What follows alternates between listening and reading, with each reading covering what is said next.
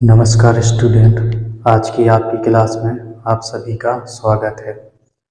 अभी अपन है ना परमाणु में जो कक्षक होते हैं उसमें जो इलेक्ट्रॉन भरते हैं उनसे संबंधित अपन नियम पढ़ रहे हैं।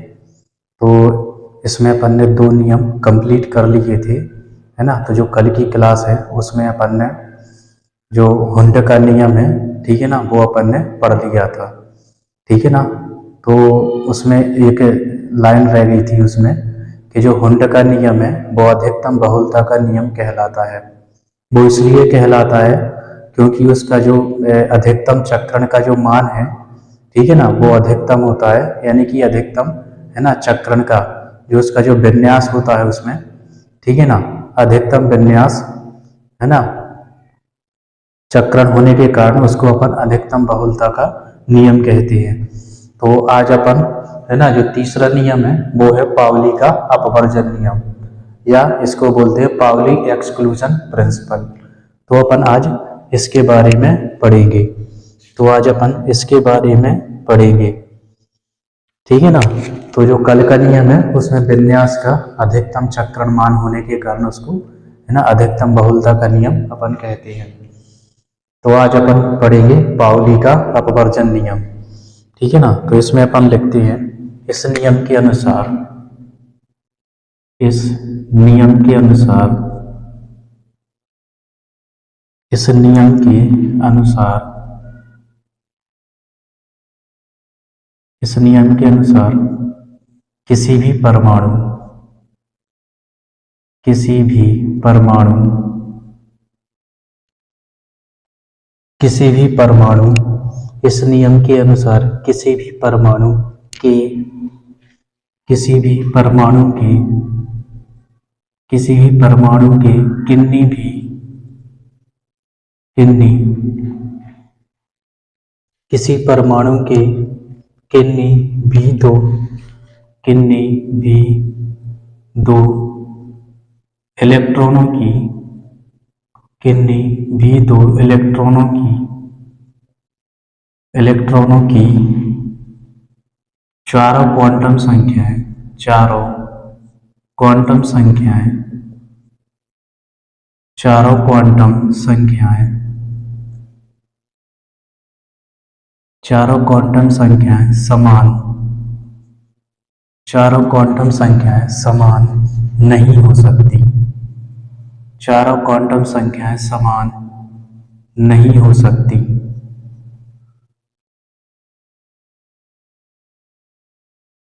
चारों क्वांटम संख्याएं समान नहीं हो सकती।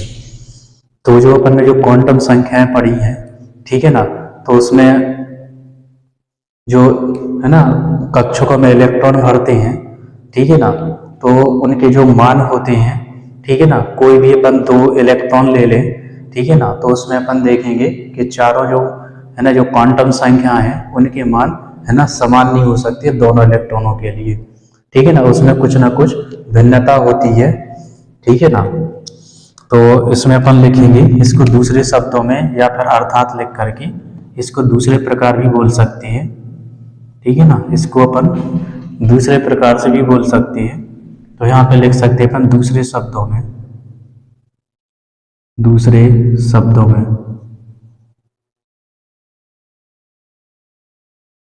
इसको दूसरे प्रकार से भी अपन लिख सकते हैं या बोल सकते हैं। किसी भी परमाणु में, किसी भी परमाणु में, किसी भी परमाणु में इलेक्ट्रॉनों के, किसी भी परमाणु में इलेक्ट्रॉनों के रहने के लिए, इलेक्ट्रॉनों के रहने के लिए, इलेक्ट्रॉनों के रहने के लिए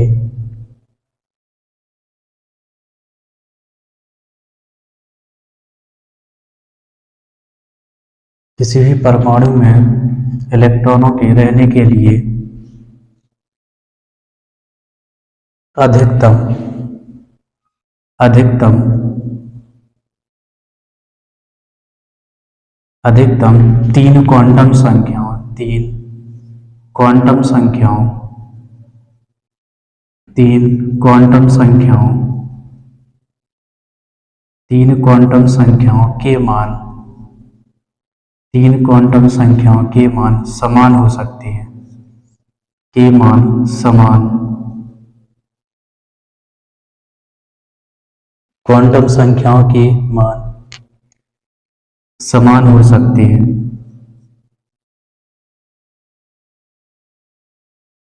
समान हो सकते हैं, परंतु परंतु चौथी क्वांटम संख्या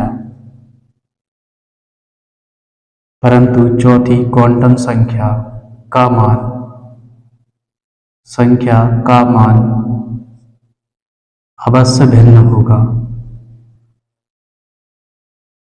अवश्य भिन्न होगा।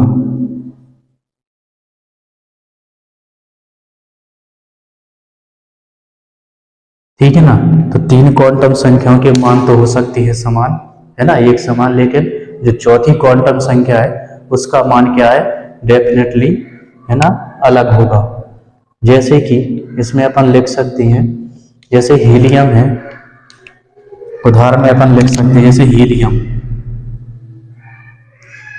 हीलियम परमाणु क्रमांक 2, इलेक्ट्रॉनिक वितरण 1s2 होता है। जो इलेक्ट्रॉनिक वितरण है इसका 1s2 होता है, यानी कि s को उसमें, ठीक है ना, 2 इलेक्ट्रॉन होते हैं। तो इसको जब अपन लिखेंगे, ठीक है ना, तो कुछ इस तरीके से लिखते हैं अपन, इस तरीके से, ठीक है ना। इसको इस तरीके से नहीं लिखा जाएगा, ये इस तरीके से नहीं लिखते हैं, ठीक है ना।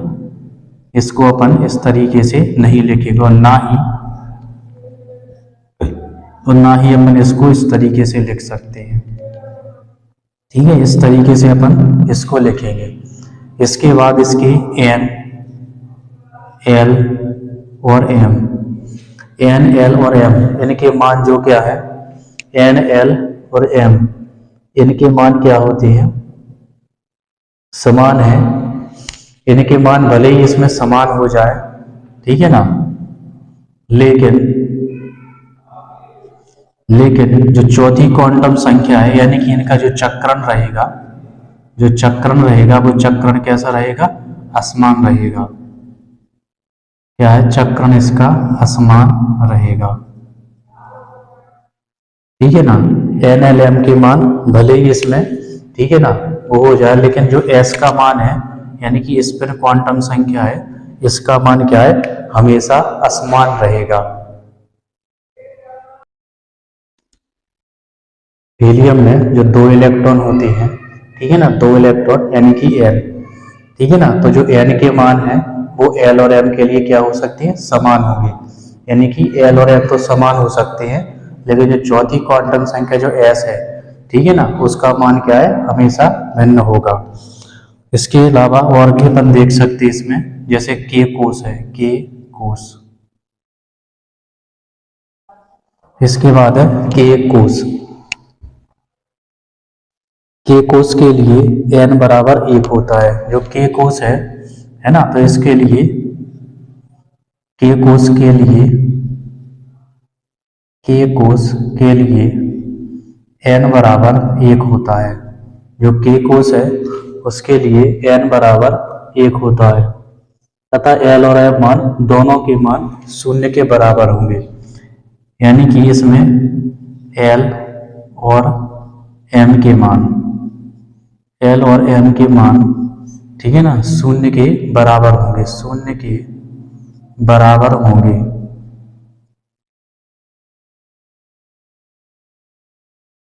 0 के बराबर होंगे।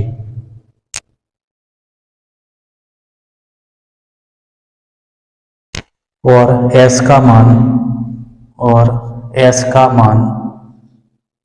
जो S का मान है, ठीक है ना, वो क्या होगा, भिन्न होगा, यानी कि या तो S का मान +1/2 होगा या फिर -1/2, यानी कि एक इलेक्ट्रॉन के लिए या तो इसका मान +1/2 हो सकता है या फिर -1/2 हो सकता है। तो इस तरीके से अपन देखते हैं, ठीक है ना, कि इस नियम के अनुसार कि 3 क्वांटम संख्याओं के मान तो है ना समान हो सकते हैं, ठीक है ना, लेकिन क्या है, जो चौथी क्वांटम संख्या है उसका जो मान रहेगा वो हमेशा अलग होता है, ठीक है ना। तो इससे अपन को ये भी पता चलता है कि जो पहला वाला जो कोष है के कोष, इसमें केवल 2 ही इलेक्ट्रॉन होंगे, ठीक है ना, और इसमें केवल एक ही है ना एस ऑफ कोष होता है। जो के है, ठीक है ना, ये कोष है और इसमें केवल एक ही उपकोष होता है जिसको अपन एस बोलते हैं, ठीक है ना। एस उपकोष में है ना होता है इसमें, तो इससे अपन को ये भी पता चल जाता है कि ये जो कोष है, ठीक है ना, उसमें केवल उपकोष कक्षक में 2 इलेक्ट्रॉन ही रह सकते हैं। यदि मान के चलिए इसमें 2 इलेक्ट्रॉन है, ठीक है ना, n बराबर 1 है, n बराबर 1, तो l बराबर क्या हो जाएगा 0। इसी प्रकार m बराबर भी क्या होता है 0 होता है, ठीक है ना। तो इसमें 2 संभावनाएं हो सकती हैं, एक तो जे वाली, एक तो जे वाली, है ना, के मान इतने या तो इतना हो सकता है या फिर इतना संभव हो सकता है। और एस के मान या तो इतने होंगे या फिर इतने संभव हो सकते हैं, ठीक है ना। तो एस का मान क्या हो जाएगा, एस बराबर या तो इसका +1/2 होगा या फिर इसको अपन लिख सकते हैं, यदि n बराबर 1 है, ठीक है, तो l बराबर क्या होगा दूसरे इलेक्ट्रॉन के लिए 0, ठीक है ना, और m बराबर इसका मान भी 0 होगा, लेकिन जो s का मान है वो अलग होगा, है ना, s बराबर -1/2 होगा, ठीक है ना। तो इस तरीके से ये अपन ने के कोष में 2 इलेक्ट्रॉन होते हैं, ठीक है ना, तो 2 इलेक्ट्रॉनों के अपन ने देखा कि n और n इन दोनों का मान बराबर है, l का मान इसमें बराबर है और m का मान भी इसमें बराबर, लेकिन जो s का मान है वो 2 इलेक्ट्रॉनों के लिए, दोनों के लिए क्या है अलग अलग है, ठीक है। तो इस तरीके से इस नियम में किसी परमाणु में यदि 2 इलेक्ट्रॉन है तो उसकी चारों क्वांटम संख्या क्या है समान नहीं हो सकती है, ठीक है ना। तो जैसे कि इस उदाहरण से भी अपन को है ना पता चल चुका है। अब इसके अपन है ना उपयोग है ना, तो कुछ उपयोग भी पढ़ते हैं कि इसके क्या उपयोग होते हैं। आप इसका स्क्रीनशॉट लेना चाहें तो ले सकते हैं, ठीक है ना। इसके बाद अपन इसके उपयोग पढ़ते हैं, उपयोग क्या होते हैं इसके। मैं इसको साफ किए दे रहा हूं। पाउली के अपवर्जन नियम के उपयोग। तो इसका पहला उपयोग है किसी भी किसी मुख्य ऊर्जा स्तर में, किसी मुख्य ऊर्जा स्तर में, मुख्य ऊर्जा स्तर में अधिकतम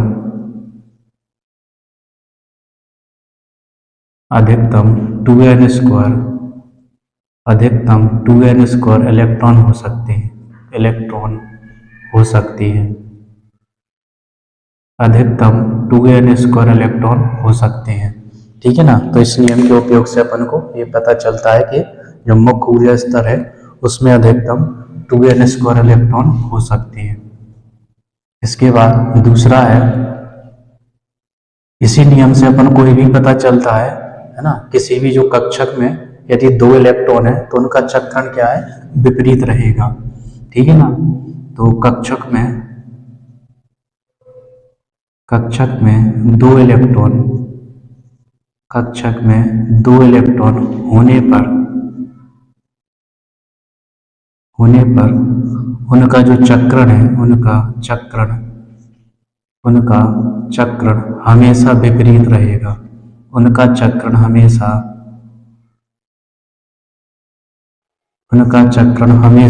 विपरीत रहेगा,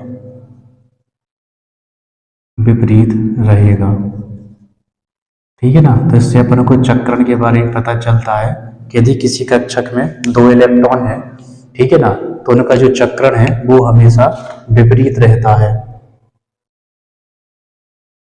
इसके बाद किसी मुख्य ऊर्जा स्तर में, किसी मुख्य ऊर्जा स्तर में, किसी मुख्य ऊर्जा स्तर में, किसी मुख्य ऊर्जा स्तर में अधिकतर या अधिकतम n स्क्वायर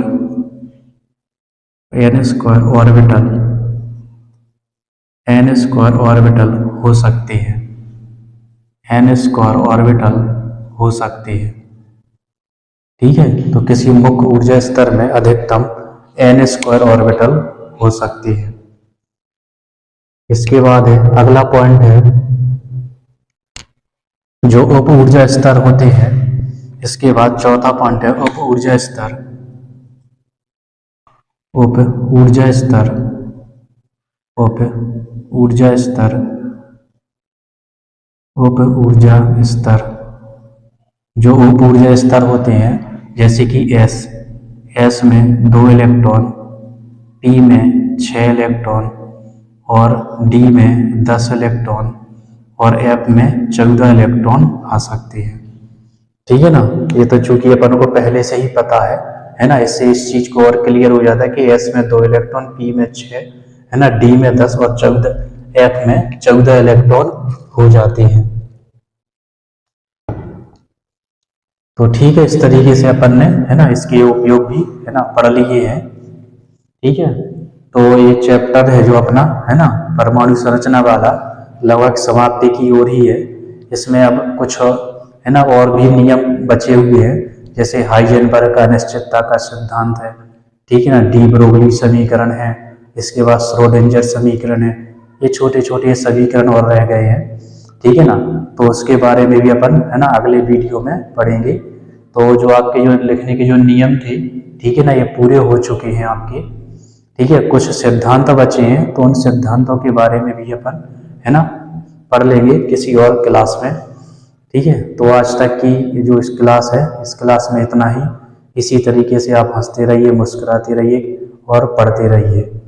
ठीक है ना, और वीडियो यदि अच्छा लगे तो अपने दोस्तों के साथ जरूर शेयर कीजिए। नमस्कार।